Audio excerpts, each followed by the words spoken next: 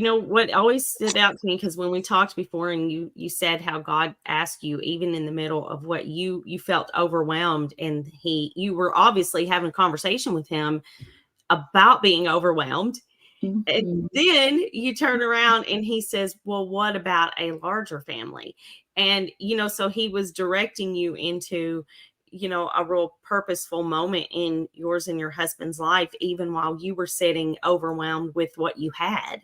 So talk about just that conversation that you had with the Lord, because I think that's relatable, because I think so many of us know that God wants us to do bigger things, or there's other areas that he wants us to dig deeper into, but we can be overwhelmed even with what's in our hands, and hard to say yes to even bigger when he's asking while we're still overwhelmed.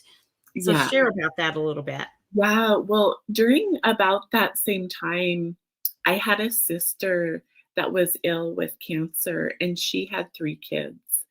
And so, I watched her as we both had 3 kids. She actually passed on.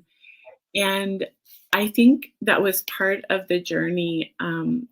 I realized that I did have life, and I did get to be a parent and have a husband and a family and all the things. And so that was the first realization of what a privilege and a blessing it is to live and have life and be able to raise children. So at that, I was also seeking joy with my kids. I remember being aware that I wasn't enjoying the parenthood uh, journey. And so I was seeking joy. And isn't that funny that God says, how about more to find joy? you know? And I met a gal that had 6 kids, and she was joyful. And I wondered how and why.